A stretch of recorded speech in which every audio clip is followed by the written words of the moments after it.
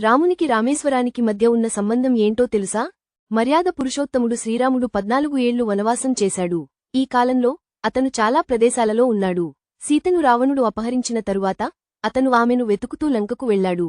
లంకకు వెళ్లేందుకు రామసేతు వంతెనను నిర్మించడంలో అతనితో పాటు వానర సైన్యం మొత్తం సహకరించింది. శాస్త్రాల ప్రకారం శ్రీరాముని ఆరాధించేవాడు శివుడు, శివుని ఆరాధించేవాడు శ్రీరాముడు. రాముడు ఏదైనా పనిచేసే ముందు శివుని పూజించేవాడు. రామచరితమానస్ ప్రకారం రాముడు లంకను విడిచిపెట్టే ముందు రామేశ్వరంలో ఏమి చేశాడో తెలుసుకుందాం. శ్రీరాముడు లంకకు వెళ్లే ముందు శివభక్తి.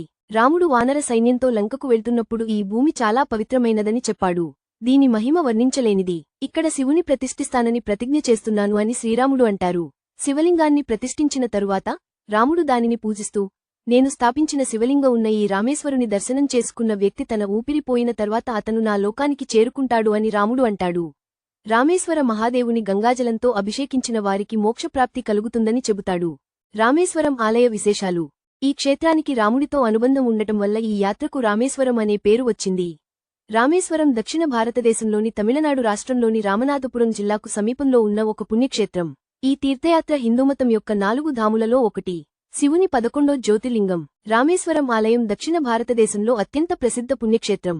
ఇది శివునికి అంకితం చేయబడింది. ఈ ఆలయ గర్భగుడిలో శివుని 11వ జ్యోతిర్లింగాన్ని ప్రతిష్ఠించారు. ఈ ఆలయ జ్యోతిర్లింగాన్ని శ్రీరాముడు స్వయంగా స్థాపించాడు. రాముడు లంకను జయించాలనుకునే ముందు ఈ ప్రదేశంలో తన ఆరాధ్య దైవమైన శివుడిని పూజించాడు. ఈ ప్రదేశంలో మహాదేవుని శివలింగాన్ని స్థాపించి పూజించాడు. రాముడి పేరు మీదుగా ఈ ప్రాంతానికి రామేశ్వరం అని పేరు వచ్చింది.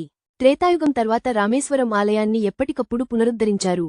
ఈ ఆలయాన్ని ఆదిత్యవర్మన్ I, Rajendra Chola I, Rajaraja Chola I, కృష్ణదేవరాయలు వంటి అనేక మంది రాజులు కొత్తగా నిర్మించారు.